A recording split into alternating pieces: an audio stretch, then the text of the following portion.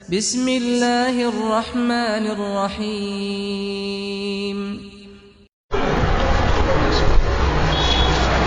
السلام علیکم ورحمۃ اللہ وبرکاتہ۔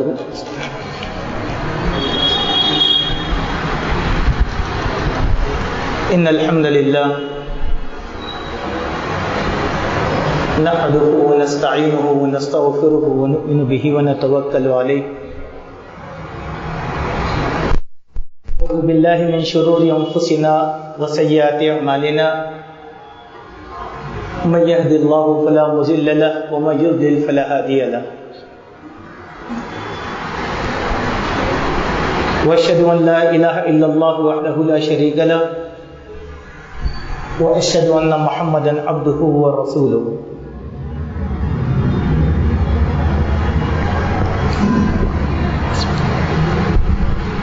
اما بعد، معزز حضرات و خواتین،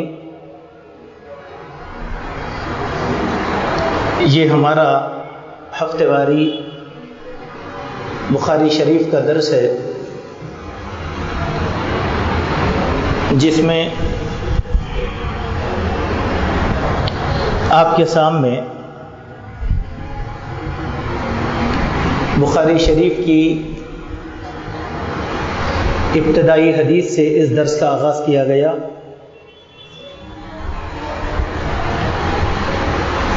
اور امام بخاری کی سیرت کے کچھ پہلو آپ کے سامنے بیان کیے گئے ہیں۔ پہلے ہم تھوڑا سا امام بخاری کی شخصیت پر گفتگو کر لیں گے، پھر اس کے بعد ایک دو حدیث آپ کے سامنے سنائی جائیں گی۔ اس سے پہلے کے درس میں امام بخاری رحمۃ اللہ علیہ کے قوت حافظہ سے متعلق بعض باتیں سنائی گئی تھیں کہ امام بخاری رحمۃ اللہ علیہ کو اللہ تبارک و تعالیٰ نے 10 سال کی عمر ہی سے ذہانت اور قوت حافظہ عطا فرمایا تھا۔ اپنے استاد امام بخاری کے استاد امام داخلی سے ہونے والی غلطی پر بھی انہوں نے گرفت کی تھی، اور اسی طریقے سے امام بخاری رحمۃ اللہ علیہ ہر چیز کو حفظ کیا کرتے تھے۔ کچھ واقعات ہم نے رکھا تھا، آج کچھ واقعات آپ کے سامنے رکھیں گے۔ امام بخاری رحمۃ اللہ علیہ کے قوت حافظہ پر اہل علم نے، ان کے زمانے کے لوگوں نے جو رائے دی ہیں، ان میں سے ایک رائے یہ ہے کہ حضرت قتیبہ بیان فرماتے ہیں کہ اگر محمد بن اسماعیل یعنی امام بخاری عہد صحابہ میں ان کی ولادت ہو جاتی، اور اگر وہ عہد صحابہ کو پا لیتے تو وہ ملت اسلامیہ کی ایک عظیم نشانی تصور کیے جا سکتے تھے، اتنا حافظہ ان کے پاس تھا۔ اسی طریقے سے حضرت رجا بن رجا بیان فرماتے ہیں کہ محمد بن اسماعیل یعنی امام بخاری رحمۃ اللہ علیہ کی فضیلت علماء پر اسی طریقے سے ہے جیسے اللہ تعالیٰ نے قرآن مجید میں مردوں کو عورتوں پر فضیلت عطا فرمایا ہے، ان کو بااختیار بنایا ہے، اور وہ اللہ تعالیٰ کی نشانیوں میں سے ایک نشانی تھے، جو روئے زمین پر چلتی پھرتی نشانی نظر آتی تھی۔ یہی حیثیت سے کہ ان کے حافظے کی وجہ سے، کیونکہ اللہ تعالیٰ نے قرآن مجید میں فرمایا کہ سارے لوگ اللہ کے دین کے خادم نہیں بن سکتے، بلکہ کچھ گوشوں کے ماہر بن سکتے ہیں، لیکن دین کا تحفظ اللہ تبارک و تعالیٰ ایک مختصر جماعت سے لیتا ہے، اور وہ ایسی جماعت ہوتی ہے کہ اللہ تعالیٰ ان لوگوں کو بہت سی معصیت سے پاک کر دیتا ہے، اور ان کو ایک ایسا دھن عطا فرماتا ہے، ایسی صلاحیت اللہ تعالیٰ ان کو عطا فرماتا ہے کہ لاکھوں کروڑوں لوگوں میں ایسی صلاحیت پائی نہیں جاتی۔ یہ ان کے حافظے سے متعلق किबार उलमा जिनको इमाम का दर्जा हासिल था, उन लोगों ने अपना ये नुक्ते नज़र बयान किया। और जाहिर सी बात है कि अहद सहाबा को पाते तो कितना बड़ा मुकाम होता था, तो उनकी सलाहियत का अंदाजा करिए आप कि किस किस्म की सलाहियत उनके पास पाई जाती थी। अहद सहाबा में हदीस को याद करने वाली जो जमात थी असहाब सुफ़ा की, उनमें से सिर्फ अबू हुरैरा के हाफिजे पर लोगों को आज शक होता है। तो बीते जमाने इमाम बुखारी के हाफिजे पर भी यह जमाना शक करता है, लेकिन बात ऐसी नहीं है, बल्कि इसमें इकरार तौहीद है अल्लाह ताला की तरफ से। फलौला नफर मिन कुल्लि फिरक़तिन मिनहुम ताइफ़तुन लियतफ़क़्क़हू फ़िद्दीन, कि अल्लाह के दीन की समझ अल्लाह तबारक व तआला एक खास गिरोह ही को अता फरमाता है। सुभान अल्लाह। इसीलिए हम लोगों में से भी कुछ लोग हैं, वो इल्म के माहिर बनना चाहते हैं लेकिन नहीं बन सकते। उसके लिए दुआ करना है, अल्लाह की तौफीक तलब करना। इसीलिए हम लोग मुहक़्क़क़ उलमाए किराम की बात को सुने और उसी पर अमल कर लें, यह हमारे लिए नजात के लिए काफ़ी है। अगर हम में का हर आदमी अगर तहक़ीक़ करना शुरू कर देगा तो एक गुलाम अहमद परवेज़ बन जाएगा, एक गुलाम अहमद कादियानी बन जाएगा, एक अहमद रज़ा खान बन जाएगा, एक आयतुल्लाह खुमैनी बन जाएगा। ये सब अपनी तहक़ीक़ की वजह से निकलने वाले लोग हैं ये लोग। तो इसीलिए किबार उलमा, कुरान और हदीस के जो माहिर होते हैं, उन लोगों को अपना आइडियल बनाना चाहिए। अब आप बोलो एक शागिर्द कैसे थे होंगे? आपको एक बात बतलाता हूं, इमाम बुखारी की सीरत में बड़ी कमाल की बात है। हमारे कितने असातिज़ा हो सकते हैं? जितनी ये उंगलियों पे निशानियां हैं उतने ही बस। लेकिन इमाम बुखारी ने जिन असातिज़ा से हदीस का इल्म हासिल किया था, 1000 असातिज़ा थे उनके। कितने? 1000 असातिज़ा। अल्लाह अकबर। सीरतुल बुखारी के नाम से एक छोटी सी उर्दू में किताब है, आप इस किताब का मुताला करें। यह एक अबकरी शख्सियत थे, हर कोई नहीं पैदा होता। इसीलिए शायर ने कहा था, सदियों में वो पैदा होता है, कहते हैं जिसे मर्दे कामिल, जो फख्र सलासिल होता है, जो नाजिश जिंदा होता है। तो ये अल्लाह तबारक व तआला की तरफ से एक पैदा करदा चीज है, इस पे किसी को शक नहीं करना चाहिए। आपके हाफिजा से मुतालिक और कुछ वाकयात में से एक वाकया इस तरीके से है कि खुद इमाम बुखारी बयान फरमाते हैं कि मुझे 1 लाख सही अहादीस याद थी और 2 लाख गैर सही अहादीस याद थी। अल्लाह अकबर। 1 लाख सही हदीस माने खाली नबी हुरैरा रज़ियल्लाहु अन्हु नहीं, ऊपर से जो सिलसिला सनद आ रहा है, उस सनद के लिहाज से इमाम बुखारी 1 लाख सही अहादीस के हाफिज थे। अब मैं दावा करके कह सकता हूं, इस वक्त रुए जमीन पर जितना बड़ा अल्लामतु दहर है, उसको भी 1 लाख अहादीस याद नहीं होंगे। 1 लाख तो दूर की बात, 1000 अहादीस याद नहीं होंगे। आज हमारे पास शहर में जितने उलमा हैं, वो सारे के सारे उलमा में हिफ्ज़ हदीस करने वाले शाज़ और नादिर होंगे। अगर किसी को 100, 200, 300 हदीसें याद रह गई तो बहुत बड़ी बात है, लेकिन 1 लाख सही हदीस को सिलसिले सनद से याद करना ये मामूली बात नहीं होती। तो इमाम बुखारी खुद अपने हाफिजे के बारे में कहते हैं कि मुझे 3 लाख हदीसें याद थी, जिनमें से 1 लाख तो सही सनद के साथ और 2 लाख गैर सही हदीस जो है मुझको याद थी। आपके 2 वाक़ये सुनाकर हम हदीस की तरफ आते हैं, बड़े प्यारे वाक़ये हैं। एक वाक़या है बगदाद का और एक वाक़या है समरकंद का। जब इमाम बुखारी रहमतुल्लाह अलैह के हाफिजे के चर्चे बहुत ज्यादा हो गए, तो बगदाद के उलमाए किराम ने आपस में एक मशवरा किया कि इमाम बुखारी के हाफिजे का इम्तिहान लिया जाए। तो इम्तिहान कैसे लिया जाए? हदीस के 10 माहिर असातिज़ा का इंतखाब किया गया, आम नहीं, माहिर असातिज़ा हदीस के। और उन लोगों से कह दिया गया कि आप लोग जो है मक़लूब अहादीस तैयार करो और इमाम बुखारी के सामने हर आलिम 10-10 हदीसें पेश करना। मक़लूब के माने सिलसिले रिवायत को खलत मलत करके पेश कर दो, हम देखेंगे कि इन्हें सही कर सकते या नहीं, समझे। तो इमाम बुखारी को बुलाया गया और ये 10 उलमा बैठकर इमाम बुखारी का इम्तिहान ले रहे थे। हर मुहद्दिस ने 10 ऐसी हदीसें पेश की जिसके सिलसिले रिवायत को मक़लूब कहते हैं, खलत मलत, टेढ़ा मेढ़ा, इधर का उधर का मिला के पेश कर दिए हदीसें। تو امام بخاری فرماتے نہیں، میرے علم میں یہ سند سے حدیث نہیں ہے، میرے علم میں یہ سند کی حدیث نہیں ہے، نہ تم جو روایت کریں وہ سند کی میرے علم میں حدیث نہیں ہے۔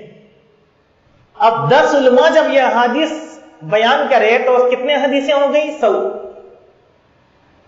تو چیمی گویاں کرنے لگے بعض علماء جو دیکھ رہے تھے، کہا کہ کیا حافظ ہے؟ بولے 100 حدیثیں سنا دی، ایک حدیث کی بھی نکیر نہیں کر سکے انہوں، ان کے حافظے کا کیا وقار ہے؟ ایسا جب بات ہو گئی تو امام بخاری رحمۃ اللہ علیہ پہلے محدث سے بولے کہ آپ نے جو حدیثیں سنائی ہیں، پہلی حدیث یہ تھی اور اس کی سند ایسے ہے، دوسری حدیث یہ تھی اس کی حدیث سند ایسے ہے، تیسری حدیث یہ تھی اس کی 100 حدیثوں کی سند زبانی امام بخاری رحمۃ اللہ علیہ اصلاح کر دیے لوگوں کی۔ سبحان اللہ، تب جا کے لوگوں نے ان کے حافظے کا اعتبار کیا۔ سبحان اللہ۔ اور میرے بھائی، سند کا سلسلہ یاد رکھنا کسی کے بس کی بات نہیں ہوتی ہے، کیونکہ بعض سندیں 7 پشتوں تک چلتی ہیں، بعض سندیں 11 پشتوں تک چلتی ہیں، بعض 5 پشتوں تک چلتی ہیں۔ تو یہ حدیث کہاں سے کہاں تک آئی، کیسے یاد کیا جائے گا؟ یہ اللہ کی توفیق ہے۔ اسی لیے ہم نے اول درس میں کہا تھا، ہمارے علماء کرام کا ملت پر یہ احسان ہے، 5 لاکھ محدثین کی سیرت کو انہوں نے محفوظ کیا، اسی لیے اسماء رجال کا فن زندہ ہے۔ حدیث پر کس بیانی کرنے والوں کی گرفت وہیں سے ہوتی ہے۔ یہ کام محدثین نے سب سے بڑا کیا تھا، اور کون سے محدثین؟ امام بخاری سے پہلے والے اور ان کے اساتذہ۔ سبحان اللہ۔ یہ تو ایک واقعہ تھا بغداد کا۔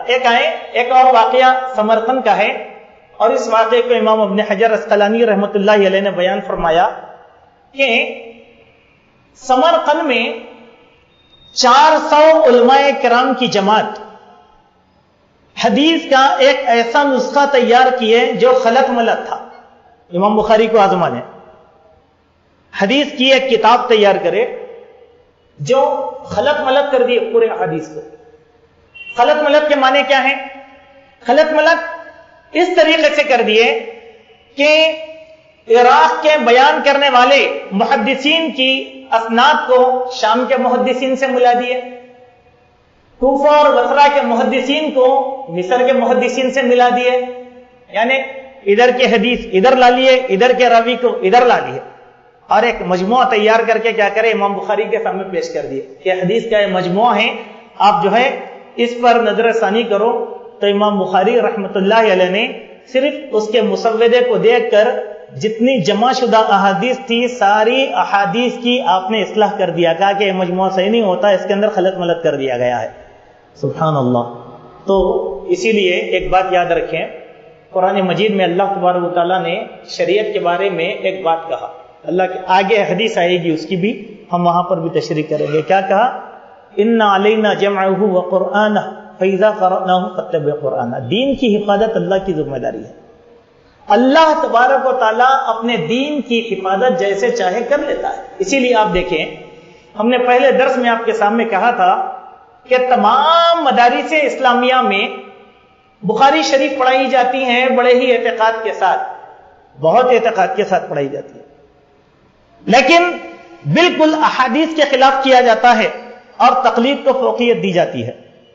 لیکن ہر محدث حدیث پڑھانے والا اگر آپ کے سامنے تنہائی میں بیٹھا تو امام بخاری کی تصدیق کر کے اٹھے گا کہ ایسا یہ حدیث ہے۔ عمل کے معاملے میں تقلید ہے، لیکن اقرار سب کو ہے صحیح حدیث کا۔ اسی لیے آپ دیکھیں گے ہمارے پاس بھی بہت سے جامعات ہیں، تو ان جامعات میں بدعت اور خرافات بھی ہوتی ہے، لیکن آج وہ بھی کہنے لگے کہ صحیح حدیث کو اختیار کرو۔ سبحان اللہ۔ ابھی آپ دیکھیں چند دن پہلے عبید اللہ خان اعظمی صاحب جو ایک منہج کے بڑے مقرر بھی رہ چکے، عالم بھی رہ چکے، لیکن اب صدق بیانی پہ آ گئے کہ اللہ تعالیٰ تم سے کس بارے میں سوال کرے گا۔ کیوں؟ ایک وقت آنے کے بعد انسان کا دل ملامت کرتا ہے۔ آپ نے ایک درس سنا ہوگا، میں سمجھتا ہوں ہماری مسجد کے قدیم لوگ جانتے ہیں کہ مولانا عظیم الدین رضوی صاحب یہاں آیا کرتے تھے، تو ہم لوگ ان کو اپنے درس کا موقع دیا کرتے تھے، جو بریلویوں کے ساتھ مناظروں میں سے ایک مناظر تھے۔ اللہ تعالیٰ نے ان کو مسلک کے حق قبول کرنے کی توفیق دیا، تو ان سے پوچھا کہ بھائی آپ مسلک حق کیسے قبول کیے؟ تو بتا رہے تھے کہ ایک شاگرد جو ہے مجھے مسلک حق قبول کرنے پر مجبور کر دیا، اور میں اپنے مدرسے کی سیڑھیاں چڑھ رہا تھا تو مجھے بار بار یہ ملامت ہونے لگی کہ میں کب تک جھوٹ بولوں گا اپنے طلباء سے، کل کے دن تو اللہ کے سامنے حق واضح ہونا ہی ہے، لہذا کیوں حق نہ کہا جائے۔ اب وہ درس حدیث میں حق بیانی شروع کر دیا تو ادارے والوں نے ان کو ادارے سے خارج کر دیا۔ یہ تو ہونا ہے، یہ تو ہونا ہے۔ اسی لیے بعض لوگ جو ہے اہل حدیثوں کو طنز کرتے ہوئے ایک شعر پڑھتے ہیں، اس کا دوسرا مصرع مجھے یاد ہے کہ اہل حدیثوں پہ طنز کرتے ہوئے کہتے ہیں کہ اہل حدیث بخاری کو اتنا مانتے ہیں کہ آتا ہے بخاری، ان کو بخاری نہیں آتی، نہیں ہم کو بخاری پر عمل آتا ہے۔ اور الحمدللہ امام بخاری رحمۃ اللہ علیہ کی تقریم عظمت ہمارے پاس بہت زیادہ ہے، اسی لیے بعض علماء مقلد کہتے ہیں ارے آپ لوگ تو بخاری والے ہیں۔ سبحان اللہ، ہاں ہم بخاری والے ہیں۔ قرآن کے بعد سب سے صحیح کتاب کون سی؟ بخاری، ہم تو بخاری والے ہیں الحمدللہ۔ کل مہم یہ تھا امام بخاری رحمۃ اللہ علیہ کا حافظہ، اسی لیے منکرین حدیث آج بھی آپ کے حافظے پر شک کرنے کی کوشش کرتے ہیں اور لوگوں کو شبہ پیدا کرواتے ہیں۔ آپ کو ایک بات بتا کر ہم حدیث کی طرف آتے ہیں کہ جتنے منکرین حدیث ہیں ان کی زبانیں نلترانی اتنی زیادہ بڑی ہوئی ہے کہ وہ کیا کہتے ہیں معلوم؟ اپنے دلوں سے بخاری کے بت کو ہٹا دو تو دین سمجھ میں آئے گا کہ امام بخاری کو کیا کہتے ہیں لوگ؟ بت۔ کیوں؟ آپ کو آگے کتاب الایمان سے بہت باریک بات سمجھ میں آئے گی۔ جتنے گمراہ فرقوں کے اصول ہیں اس کا رد امام بخاری نے بخاری شریف کے ذریعے سے کیا۔ حدیث کی یہ ایک واحد کتاب ہے جس میں جو ہے امام بخاری نے سارے گمراہ فرقوں کا رد جو ہے بڑے خوب انداز کے اندر کیا ہے، باب کی بندش کے ساتھ ساتھ اور کتابوں کی ترتیب کے ساتھ ساتھ۔ اسی لیے جتنے اہل بدعت ہیں وہ تو بخاری پڑھتے ہیں لیکن بخاری سے نفرت کرتے ہیں، چڑھتے ہیں ہم لوگ۔ کیوں؟ ان کے منہج کا رد اس کے ذریعے سے ہوتا ہے۔ وہ کیسے ہوگا آگے حدیثوں میں آئے گا تو ہم اس کو آپ کے سامنے رکھنے کی کوشش کریں گے۔ امام بخاری کی سیرت جاری رہے گی۔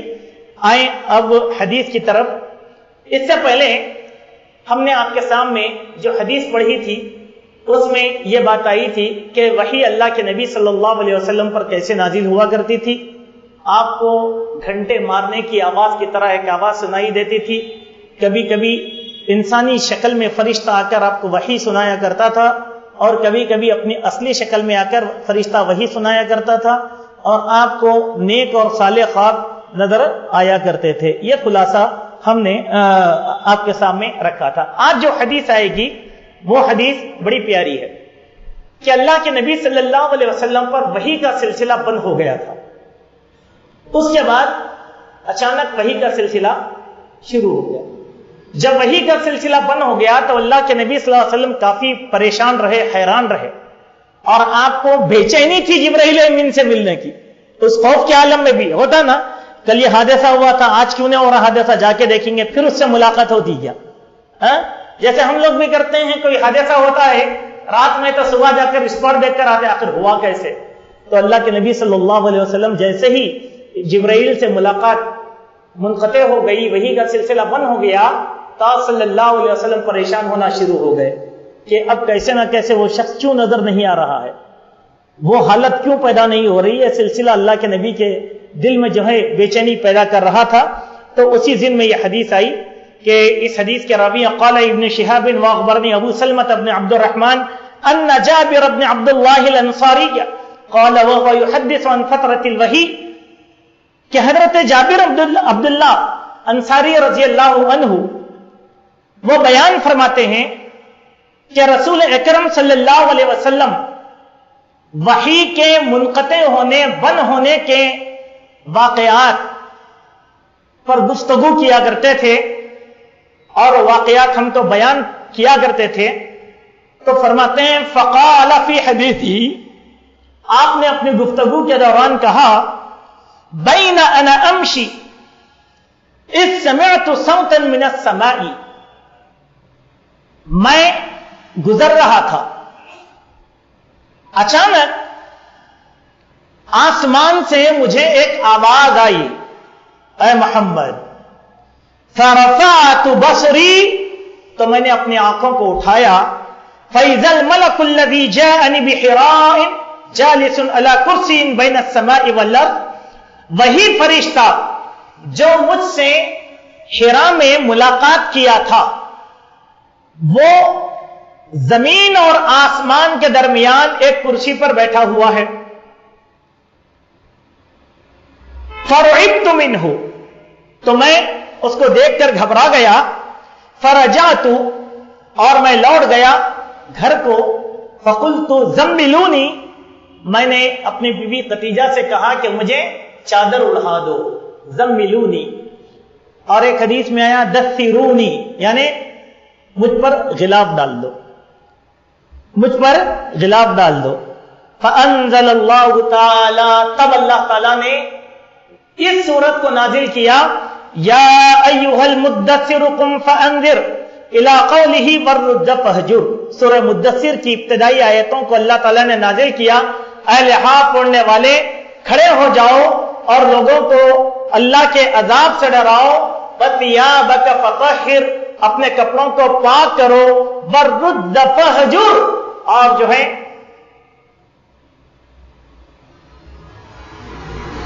تنہائی اختیار کرو، لوگوں کو ڈراؤ. یہ آیتیں نازل ہوئی. تو پہلی آیت جو نازل ہوئی تھی وہ کون سی تھی؟ سورہ علق. اور دوسری آیتیں جو نازل ہوئی وہ کون سی ہیں؟ سورہ مدثر کی ابتدائی آیتیں ہیں. ہو گئی بات. یہ نازل ہوئی. فحمی الوحی وتتابع، اس کے بعد وحی کے آنے میں جوش آ گیا اور کثرت کے ساتھ پے در پے وحی نازل ہوتی رہی.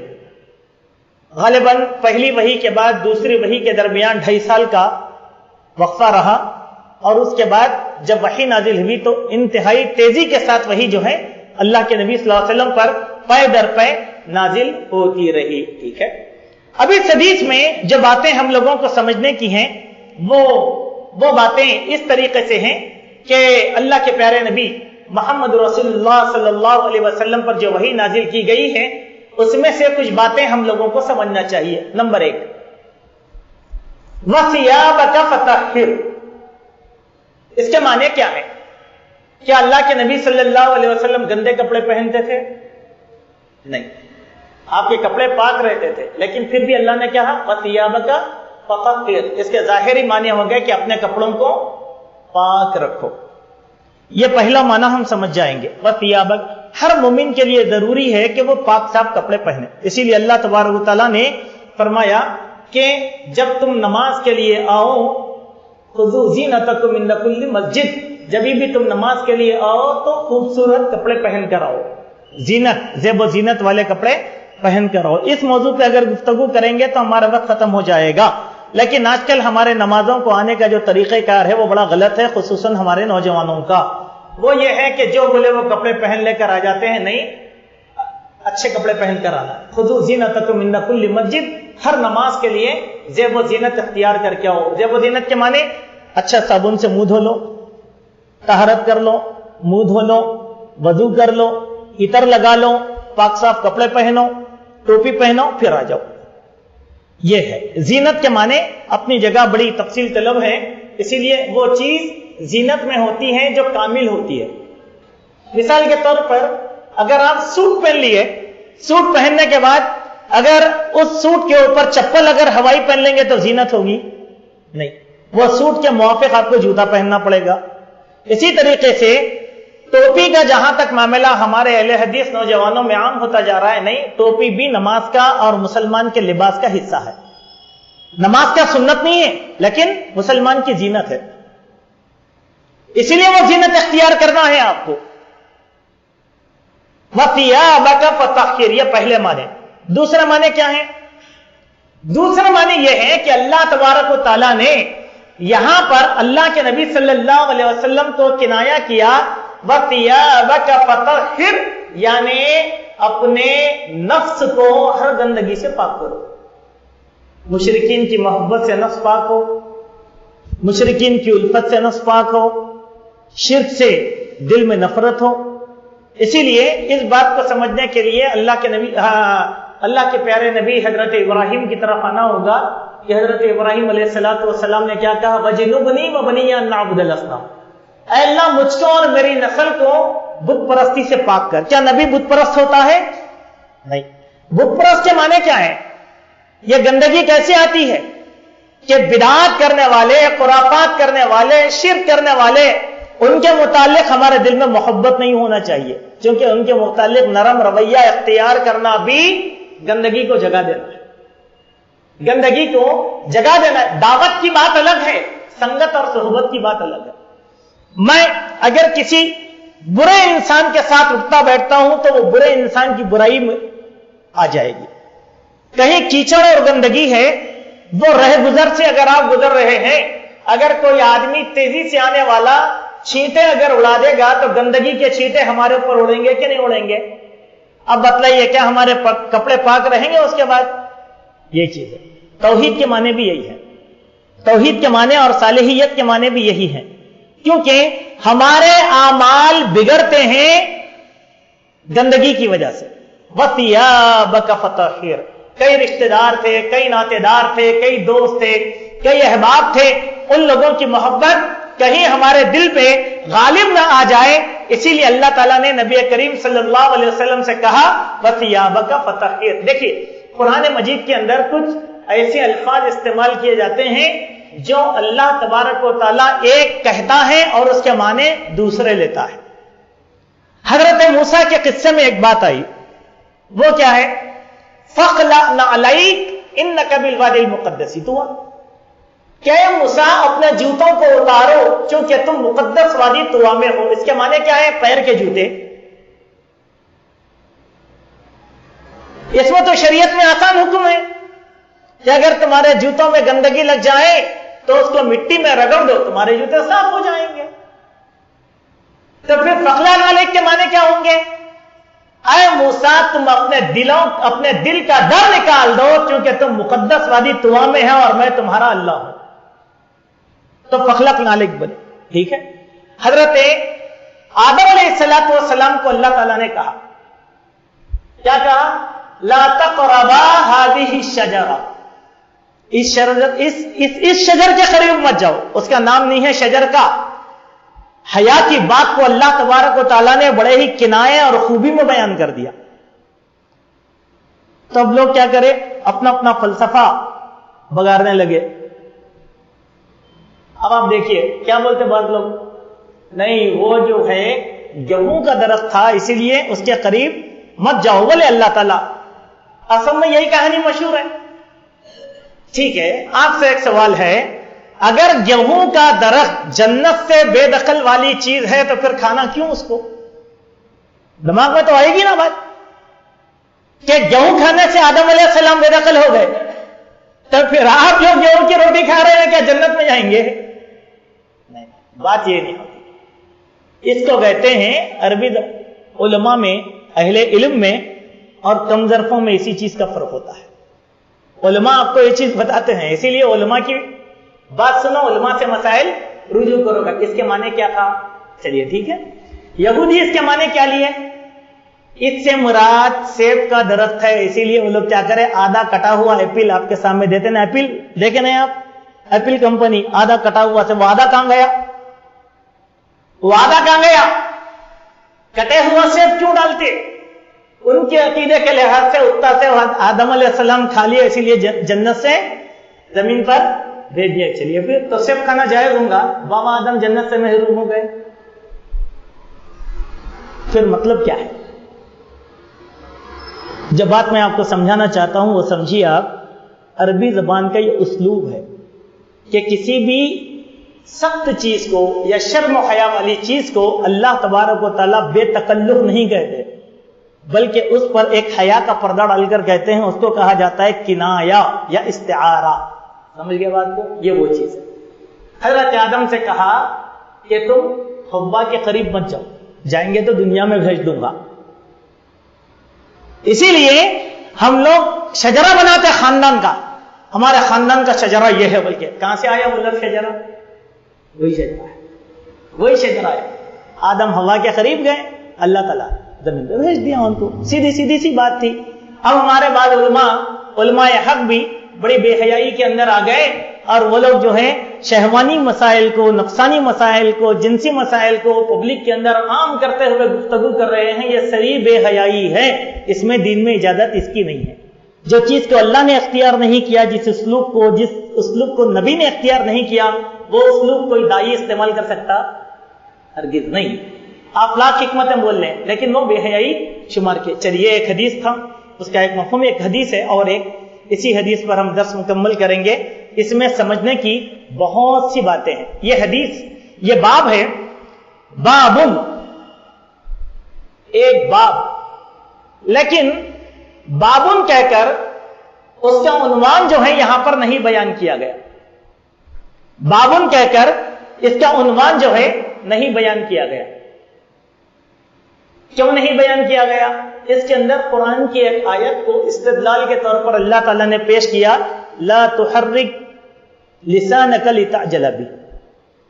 تو اس حدیث سے متعلق، اس باب سے متعلق صحابہ کرام کیا کہتے ہیں؟ پہلے میں وہ چیز آپ کو بتلا دیتا ہوں. لا تحرک لسانک لتعجل بہ. حضرت عبداللہ ابن عباس رضی اللہ عنہما کے متعلق کہا گیا کہ حضرت عبداللہ ابن عباس رضی اللہ عنہما نے اپنے عہد میں نبی کریم صلی اللہ علیہ وسلم کو دیکھا کہ جب وحی آپ پر نازل کی جاتی تھی تو آپ اس کو کیا کرتے تھے؟ تیزی کے ساتھ یاد کرنے کے لیے اپنے ہونٹوں کو استعمال کرتے تھے. کیسے؟ وحی آئی، یاد کرنے کے لیے اس طریقے سے ہلاتے تھے اپنے ہونٹوں کو. تو حضرت عبداللہ ابن عباس جب یہ حدیث بیان کرتے تھے تو وہ بھی نبی کی اقتداء میں اپنے ہونٹوں کو ایسے ہی کہا کرتے تھے. سبحان اللہ، ایسے ہی جو ہے اپنے ہونٹ ہلایا کرتے تھے. لوگ پوچھتے تو کہتے کہ یہ اللہ کے نبی کا طریقہ تھا، اسی لیے میں بھی یہ طریقہ اختیار کیا. ٹھیک ہے. اسی کے ساتھ ساتھ حضرت سعید بن جبیر بیان فرماتے ہیں کہ اپنے عہد میں جب بھی سعید ابن جبیر یہ حدیث کو بیان کرتے تو وہ بھی کیا کرتے تھے؟ نبی کی اقتداء میں اپنے ہونٹوں کو اسی طریقے سے ہلایا کرتے تھے جیسے اللہ کے نبی ہلایا کرتے تھے. یہ اقتداء ہے اللہ کے نبی کی. بعض صحابہ سے روایتیں منقول ہیں کہ نبی جیسے مسکراتے تھے ویسے ہی مسکراتے تھے. حدیث بیان کرتے وقت نبی جیسے بیٹھتے تھے ویسا بیٹھ کے دکھاتے تھے. یہ حدیث بیان کرتے اللہ کے نبی ایسا بیٹھے تھے. سبحان اللہ، یہ نبی کی اقتداء میں تھا اور حدیث سمجھانے کا ایک اسلوب اور طریقہ تھا. اسی لیے اس حدیث کو، اس باب کو اہل علم نے کہا، اس باب کا نام ہے کہ مسلسل بتحریک الشفتین، کہ اپنے ہونٹوں کو تسلسل کے ساتھ ہلانے کا باب. سبحان اللہ. کیوں؟ اس میں اللہ تعالیٰ اس کا تذکرہ فرمائے ہیں. چنانچہ حدیث اس طریقے سے ہے کہ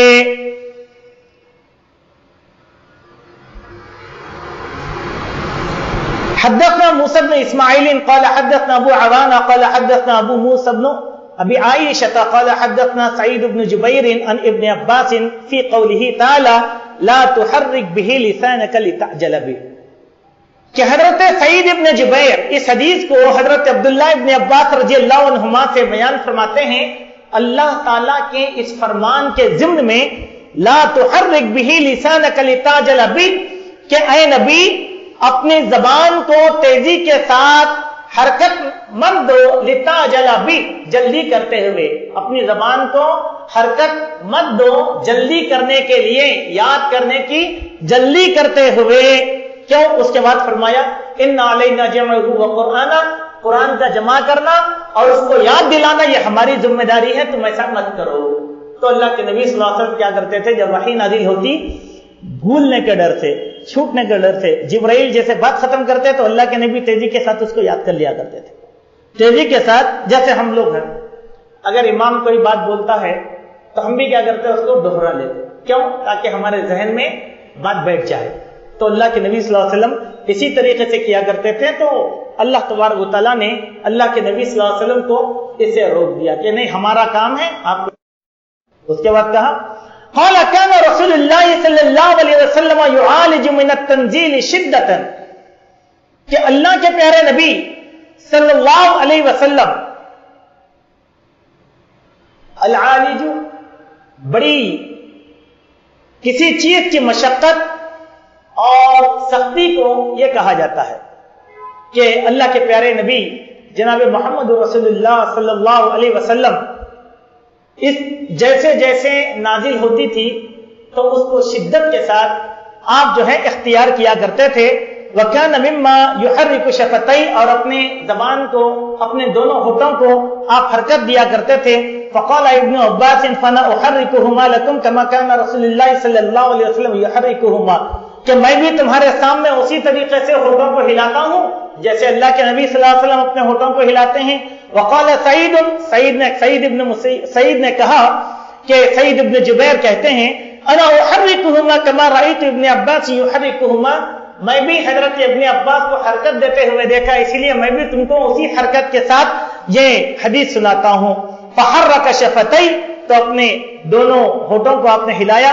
فانزل اللہ تعالی لا تحرك به لسانك لتعجل به ان علينا جمعه وقرآنا تو اللہ تبارک و تعالی نے حکم نازل فرمایا کہ اے نبی تم ایسا مت کرو اپنے زبان کو حرکت مت دو ہم تم کو جو ہے جمع کر کے دیں گے اور تمہارے سینے میں اس کو بسا دیں گے. قال جمعه لك في صدرك وتقرأه جمع کرنے کے معنی کیا ہے؟ ایسا صحیفہ اٹھا کے جمع کر کے دینا نہیں تمہارے سینے میں جمع کرنا. کس طریقے سے ہے وہ ہم اسی لیے ہم کہتے ہیں کہ وہی اللہ کے نبی صلی اللہ علیہ وسلم کے قلب اطہر پر نازل کی گئی اور اس وحی کے تحفظ کے لیے اللہ سبحانہ و تعالیٰ نے اللہ کے نبی کے قلب اطہر کو 2 مرتبہ دھویا تھا. بچپن کے شق صدر کے جو واقع آئے ہیں اور آپ کے دل کے اندر گندگی کا جو حصہ تھا اس حصے کو اللہ تبارک و تعالیٰ نے پھینک دیا. یہاں پر بہت سے لوگ یہ نہیں جانتے کہ دل کا سب سے پہلا آپریشن روئے زمین پر فرشتوں نے اللہ کے نبی کا کیا تھا. اور اس سے ایک بات یہ معلوم ہوتی ہے کہ گندگی برائی اور نجاست کا حصہ اللہ تعالیٰ نے دلوں میں رکھا اور یہ سوائے نبی کے کسی کا دل ویسا پاک نہیں ہو سکتا. اسی لیے نبی کو کیا کہا جاتا ہے؟ معصوم انل خطا. نبی گناہوں سے کیوں معصوم انل خطا ہوتے ہیں؟ گناہ کا جو حصہ تھا تو معلوم کیا ہوا دل میں اللہ تعالیٰ کئی حصے رکھ دیا. دکھتا ہے تو لوتھڑا ہے لیکن کئی حصے ہوں اس میں ایک برائی کا حصہ بھی ہے. نبی کے دل سے اللہ تعالیٰ نے اس حصے کو نکال کر پھینک دیا تھا. تب اللہ کے نبی صلی اللہ علیہ وسلم کیا کیا کرتے تھے کہ قرآن مجید فَإِذَا قَرَأْنَاهُ فَاتَّبِعْ قُرْآنًا قَالَ اسْتَمِعْ لَهُ وَأَنصِتْ اے نبی جب ہم قرآن کو نازل کرتے ہیں تو تمہاری ذمہ داری یہ ہے استماع کے معنی کیا ہوتے ہیں؟ کان لگا کر دھیان لگا کر غور کرتے ہوئے مکمل توجہ کے ساتھ سننا اسی کو کہتے ہیں استماع. کسی بھی بات کو جب تک دھیان لگا کر نہیں سنا جائے گا وہ بات یاد بھی نہیں ہوگی سمجھ میں بھی نہیں آئے گی. ایک دوسرا اس کے بعد وَأَنصِتْ اور خاموش رہو. ثُمَّ إِنَّ عَلَيْنَا بَيَانًا تمہاری زبان سے اس کا تذکرہ کروانا یہ بھی ہماری ذمہ داری ہے. ثُمَّ إِلَيْنَا أَن تَقْرَأَهُ کیسے پڑھنا ہے یہ بھی ہم تم کو بتا دیتے ہیں. فَكَانَ رسول اللہ صلی اللہ علیہ وسلم بعد ذلك إذا أتاه جبرائیل استمع اس واقعے کے بعد جب بھی جبرائیل سے آپ کی ملاقات ہوتی تو اللہ کے نبی دھیان لگا کر غور سے جبرائیل کی بات کو سنا کرتے تھے. فَإِذَا انطَلَقَ جِبْرَائِيلُ قَرَأَهُ النَّبِيُّ كَمَا قَرَأَهُ جب جبرائیل چلے جاتے تو اللہ کے نبی صلی اللہ علیہ وسلم اسی طریقے سے قرآن پڑھتے تھے جیسے جبرائیل سکھا کر جاتے تھے. ٹھیک ہے. اس حدیث میں سیکھنے کی بہت سی باتیں ہیں سمجھنے کی بہت سی باتیں ہیں. آپ کو تو بظاہر یہ معلوم ہوا کہ اللہ تعالیٰ نے نبی سے کہہ دیا کہ حفظ کرنے کی آپ کو ضرورت نہیں ہے ہم وہ آپ کو حفظ کروا دیں گے آپ کی زبان سے بولنا بھی ہم کروا دیں گے لہذا غور سے سنو. لیکن ہمارے لیے تعلیم کیا ہے؟ بہت سی تعلیمات ہیں. نمبر 1 بات یہ ہے کہ کوئی انسان اگر نبوت کا دعویٰ کرتا ہے تو اس کے اندر یہ اوصاف ہونی چاہیے. سمجھ گئے آپ؟ ایک بار اللہ کا کلام آیا تو دوبارہ اس میں بھول نہیں. اسی لیے اللہ تعالیٰ نے کہہ دیا نبیوں کے علاوہ کسی کے پاس بھی ہم وحی نہیں بھیجتے. ہو گئی بات. نمبر 2 یہ بات ہے اللہ تبارک و تعالیٰ نے یہاں پر ایک بات ہم لوگوں کو سکھایا ہے کہ جب بھی اللہ کی بات یا رسول اللہ کی بات کو ذہن نشین کرنا ہے، یاد کرنا ہے، تو ہمارے لیے ضروری ہے کہ اس بات کو استماع کریں۔ استماع کے معنی دھیان لگا کر سنیں۔ ہم لوگ دھیان لگا کر نہیں سنتے۔ دیکھیے، امام کے پیچھے کون کھڑنا ہے؟ امام کے پیچھے ہمارے پاس کیا ہے معلوم؟ مؤذن صاحب آ کے امام کے پیچھے کھڑے آ جائے۔ خیر، یہ ہمارے پاس ایک اصول بنا ہوا ہے، مؤذن کہیں سے بھی کھڑے ہو کر مسجد کے کسی بھی کونے سے اقامت کہہ سکتا ہے، کوئی حرج کی بات نہیں ہے۔ لیکن امام کے پیچھے کون کھڑنا ہے معلوم؟ وہ آدمی کھڑنا ہے جو انتہائی ذہین ہو، وہ آدمی کھڑے رہنا ہے جس کو قرآن یاد آتا ہو، وہ آدمی کھڑے ہونا ہے جو امامت کی صلاحیت رکھنے والا ہو۔ کیوں؟ امام کو کچھ ہو گیا، معمولی چیز کیا ہو سکتی؟ امام کا وضو ٹوٹ گیا، تو امام پیچھے والے کو امام بنا کر وہ نکل جائے گا، نمبر ایک۔ نمبر دو، اچانک امام چکرا گیا، گر گیا، تو دوسرا آدمی اس کی جگہ لینا ہے نا امام کی۔ اگر ناقابل آدمی اگر رہا تو کیا وہ امامت کرے گا؟ قابل لوگ کونے میں کھڑیں گے، ناقابل لوگ پیچھے کھڑیں گے۔ اچھا، کبھی کبھی امام سہو کر لیتا ہے، تو ہمارے پیچھے کھڑنے والوں کو اتنا بھی شعور نہیں ہوتا کہ اس کو لقمہ دے سکیں، چونکہ یاد ہی نہیں ہے قرآن، تو کہاں لقمہ دیں گے؟ اب امام بیچارہ ایک آدھ بار کھڑتا، کوئی لقمہ دے، کوئی بھی لقمہ نہیں دے سکتا۔ اب امام کیا کرتا؟ اتنا حصہ چھوڑتا، آگے نکل جاتا۔ تو امام کے پیچھے کھڑنے والا صلاحیت مند آدمی ایسے ہونا چاہیے جو امام کی قرأت کو پوری توجہ کے ساتھ سن رہا ہو، اور جہاں امام غلطی کرتا ہو وہاں اس کو ٹوکے اور اس کو لقمہ دے۔ اسی لیے اللہ کے نبی نے امام کے پیچھے کھڑنے والوں کے بہت سے ادب بتائے ہیں، اصول بتائے ہیں۔ وہ اصول کو تو وہاں کیا ہے؟ استماع ہے۔ نماز میں بھی اللہ کے نبی نے کیا کہا کہ تم امام کے پیچھے سورہ فاتحہ کے علاوہ کچھ بھی مت پڑھو، اور امام جو قرآن پڑھتا ہے اس کو غور سے سنو۔ بولے سبحان اللہ۔ استماع کرنا، صحابہ کرام استماع کرتے تھے، اللہ کے نبی کے پیچھے سنتے تھے، اللہ کے نبی کی مجلسوں میں بیٹھتے تھے۔ اسی لیے میرے بھائی، ہمارے وہ نوجوان، وہ شباب جو علم سیکھنا چاہتے ہیں، پہلے اپنے اندر استماع کا شوق پیدا کریں۔ استماع کے معنی امام کی بات کو، مدرس کی بات کو، استاذ کی بات کو، عالم کی بات کو، چاہے اجتماع میں ہو چاہے جمعہ کے خطبے میں ہو، غور سے سننا چاہیے۔ بعض لوگ ہوتے وہ لوگ بات کو غور سے نہیں سنتے، نہیں سن کے کیا کرتے؟ باہر جانے کے بعد ایک کی دو لگا ڈالتے۔ ارے ایسا بول رہے تھے، ارے میں تو ایسا بولے ہی نہیں، میں ایسے ہی بولے آپ، ارے کیا بولے بولو تو نہیں، وہ میں بھول گیا، تو پھر آپ نے استعمال نہیں کیا، الزام کیوں لگاتے ہو؟ بات کب یاد ہوتی ہے؟ اچھا یہ تو دین کی بات نہیں، یہ دنیا کی بات بھی ہے۔ آپ ذہین طالب علم بننا چاہتے ہیں، کلاس کے سب سے اچھے طالب علم، تو سب سے اچھا طالب علم وہ رہے گا جو استاذ کی بات کو پوری توجہ کے ساتھ سنتا ہے، تو اس کو یاد رہ جاتی ہے بات کو۔ اور جب وہ استاذ کی بات ذہن سے نہیں سنتا تو اس کی بات بھلا دی جاتی ہے، اس کے ذہن سے نکل جاتی ہے۔ نمبر ایک استماع۔ دوسرا وَأَنصِتْ، استماع کب پیدا ہوتا؟ جب خاموش بیٹھتا۔ اسی لیے جمعہ کے خطبے کی تعلیمات کیا دی گئی ہیں؟ کسی کو اشارے سے بھی گفتگو کرنے کی جمعہ میں ممانعت ہے، کسی کو خاموش بیٹھو بولنے کی بھی کیوں؟ خطیب کے خطبے سننے کی جو اہمیت ہے وہ ضائع ہو جائے گی، اسی لیے وہاں انصت، خاموش بیٹھو۔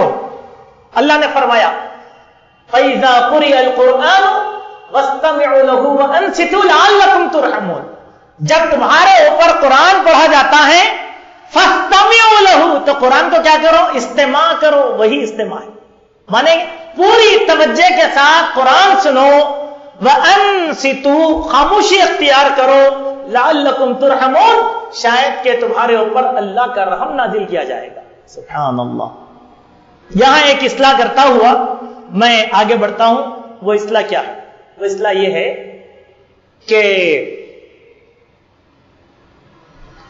ہمارے پاس بہت بری عادت ہے۔ وہ کیا ہے؟ ہم دین میں اسی لیے پیچھے ہوتے ہیں کہ ہم خاموش بیٹھنا نہیں چاہتے. بعض لوگوں کو آپ جمعہ میں دیکھیں گے، جمعہ کا خطبہ بھی چلتا ہے تو وہ بات کرتے رہتے ہیں. اچھا، منتظمین میں یہ بات بھی خراب ہوتی ہے، چاہے منتظم ہو چاہے عام آدمی ہو، خطبہ شروع ہو گیا تو گفتگو نہیں کرنا چاہیے. اچھا ٹھیک ہے. عورتوں سے متعلق ایک ہدایت کی بات یہ ہے کہ ہماری عورتوں کے اندر باہمی گفتگو کرنے کی بری عادت رہتی، چاہے نماز ہو چاہے مسجد ہو. نہیں دیکھتے، نہیں، مسجد کو آنے کے بعد لایا نہیں، کوئی گفتگو نہیں، خیریت الحمدللہ وغیرہ سب نماز کے بعد. لیکن جب جمعہ چلتا ہے خاموش. اچھا، ہمارے نوجوانوں کا ایک بری عادت کیا ہے، وہ نماز میں استماع نہیں کرتے.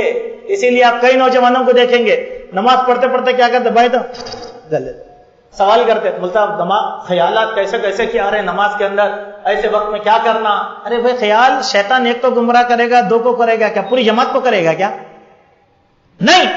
آپ کی عدم توجہ یہ بتاتی ہے کہ نماز میں آپ کا دل نہیں ہے، اسی لیے آپ نماز میں بھول اختیار کر رہے ہیں. اگر استماع ہو اور انصات ہو، یعنی دھیان سے سننا ہو، خاموش بیٹھنا ہو، تو پھر آپ نماز کے اندر کوئی غلطی نہیں کریں گے. صحابہ کرام جو ہے قرآن سنتے سنتے روتے تھے نماز میں. بولے کیوں روتے تھے؟ وہ استماع کی وجہ سے دل کے جذبات پیدا ہو جایا کرتے تھے. جنت کا، جہنم کا، عذاب کا جو معنی مفہوم ہے وہ بڑی آسانی کے ساتھ سمجھتے تھے. اور کب سمجھ میں آئے گا؟ اس وقت سمجھ میں آئے گا جب آپ خاموشی اختیار کریں گے. تو یہ دو حدیثیں تھیں. ان دو حدیثوں کے ضمن میں کچھ باتیں تھیں جس کو ہم نے آپ کے سامنے رکھ دیا. ویسے درس کے لیے ایک تیسری حدیث بھی تھی، لیکن کافی تھوڑا سا وقت طلب حدیث ہے، کچھ چیزیں اس کے اندر سیکھنے کی، حدیث مختصر ہے لیکن سیکھنے اور سکھانے کی چیزیں بہت سی ہیں. دو احادیث ہیں اس کتاب کے ختم ہونے کے لیے. ایک حدیث تو کافی طویل ہے، 1 صفحے کی حدیث ہے. انشاءاللہ ہم اس کو آئندہ ہفتہ پورا کرنے کی کوشش کریں گے. دوبارہ ہم آپ تمام احباب سے گزارش کرتے ہیں کہ دیکھیں، علم سیکھنے کا موقع ہمیں بار بار نہیں ملتا، سکھانے والے بار بار نہیں آتے. اللہ کے فضل اور اس کی توفیق سے یہاں پر جو ہے دین سکھایا جا رہا ہے، حدیث سکھائی جا رہی ہے، سمجھائی جا رہی ہے باتیں. آپ لوگ پابندی کے ساتھ اس درس میں شرکت فرمائیں، اپنے ساتھیوں کو بھی لے کر آئیں، اور خواتین سے بھی گزارش ہے کہ وہ اس درس میں ریگولر آتی رہیں تاکہ ان کو حدیث کے متعلق، اللہ کے نبی صلی اللہ علیہ وسلم کی سنتوں کے مطابق اور بخاری شریف کے متعلق بہت سی باتیں معلوم ہو سکتی ہیں. اب ذہن میں یہ بات نہ رکھیں کہ صرف صحیح بخاری کی بات ہوگی. آئندہ کتاب الایمان اور دوسرے مسائل شروع ہوں گے تو حدیث کی دوسری کتابوں کا بھی تذکرہ انشاءاللہ یہاں پر کیا جائے گا. اللہ تعالی ہمارے یہاں جمع ہونے کو قبول فرمائیں. اقول قولی ھذا استغفر اللہ لی ولکم ولسائر المسلمین. سبحانک اللہم ربنا وبحمدک، نشہد ان لا الہ الا انت، نستغفرک ونتوب الیک.